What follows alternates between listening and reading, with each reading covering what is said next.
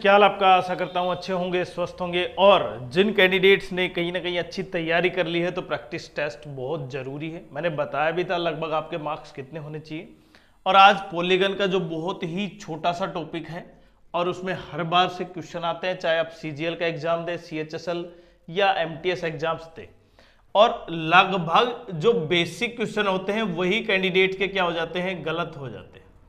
तो आज पॉलीगन का पढ़ते हैं। देखिए, पॉलीगन का मतलब आपको होता है कि बहुभुज, एक से ज्यादा क्या हो, भुजाएं हो और वो क्लोज होनी चाहिए। एक से ज्यादा भुजा तो इसमें भी है लेकिन ये क्लोज नहीं है, इसमें भी है लेकिन ये क्लोज नहीं है। तो क्लोज जरूरी है, मतलब बंद होनी चाहिए। दूसरा, अब एक ट्राइंगल का पहले बात करता हूं मैं। ट्राइंगल के एंगल का सम 180 क्यों होता है? देखिए यहां पर एक लाइन है, अगर ये लाइन यहां पर एंगल ये 180 होगा। अगर मैं एक लाइन को यहां पे डालता हूं, अगर ये दो पैरेलल लाइन है तो ये एंगल 1 किसके बराबर हो जाएगा, 2 के।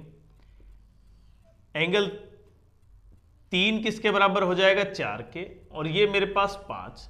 तो जब इस पूरे 1, 5 और 3 एंगल का सम कितना था, 180 था, तो 1 किसके बराबर हो गया, 2, 3 किसके बराबर, 4 और फिर 5। तो इसका मतलब 2 और 4 और 5 का एंगल भी कितना होगा, 180। इसलिए ट्राइंगल के सम ऑफ एंगल क्या होता है, 180। ऐसे क्वाड्रिलेटरल है, पेंटागन है, हेक्सागन है, जिसमें 6 साइड हो।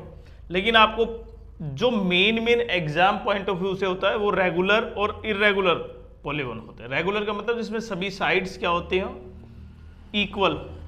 जैसे अगर इक्वल है तो वो है रेगुलर पेंटागन पॉलीगन, और इरेगुलर है तो इसका मतलब साइड बराबर नहीं है, तो इरेगुलर। अब क्योंकि इसमें कॉन्वेक्स और कॉनकेव ज्यादा आती है।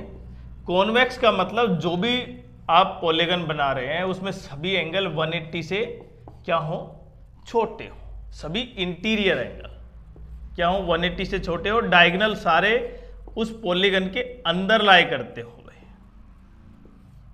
तो वो होता है कॉन्वेक्स। कॉनकेव में कई बार क्या होता है कि कॉनकेव में आपके सामने कॉनकेव इस तरह का कोई डायगोनल वो बना दिया जाता है डायग्राम, तो जिसमें एक एंगल 180 से बड़ा चला जाता है, एक या एक से ज्यादा। कितने डिग्री, 180 से ज्यादा। बाकी सभी क्या है, 180 से छोटे हैं जो एंगल है। अब इसमें डायगोनल्स देखो, एक बाहर चला जाता है, जिसमें कम से कम एक या एक से ज्यादा डायगोनल बाहर चले जाते हैं, वो क्या होगा, कॉनकेव पॉलीगन है। अब मैं मेन पॉइंट पे आऊं, इसमें इंटीरियर एंगल, इन सब का सम का कैसे निकालेंगे, जो रेगुलर है। तो रेगुलर के लिए क्या होगा फॉर्मूला, n-2 इंटू 180। n का मतलब नंबर ऑफ साइड, जितनी साइड होगी उसमें से 2 घटाओ, 180 से मल्टीप्लाई करो, तो ये क्या हो गया, टोटल सम आ जाएगा इसका। जैसे इसमें 1, 2, 3, 4, 5, अगर 5 साइड है तो 5 - 2 इंटू 180। इसका मतलब 3 गुणा 180, 540 डिग्री। तो ये आप निकाल सकते हैं। लेकिन अगर क्योंकि रेगुलर है तो आप क्या कर सकते हैं, उसका ईच इंटीरियर एंगल निकालेंगे, तो n-2 इंटू 180 और डिवाइड कर देंगे n से, तो वो ईच इंटीरियर एंगल फॉर्मूला बन जाएगा हमारे पास, प्रत्येक एंगल का सम, मतलब एक एंगल कितने डिग्री का है। और नंबर ऑफ डायगोनल्स का होता है, जैसे अपोजिट वर्टेक्स को मिलाना, ये नंबर ऑफ डायगोनल्स हैं भाई।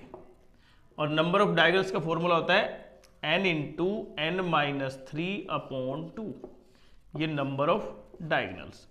जैसे साइड 10 है तो उसमें डायगोनल्स कितने होंगे, 10 इंटू 10 - 7, 10 - 3, इसका मतलब हो जाएगा यहाँ पर 7, और डिवाइड करेंगे 2 से 5, इसका मतलब 35 डायगोनल्स होंगे।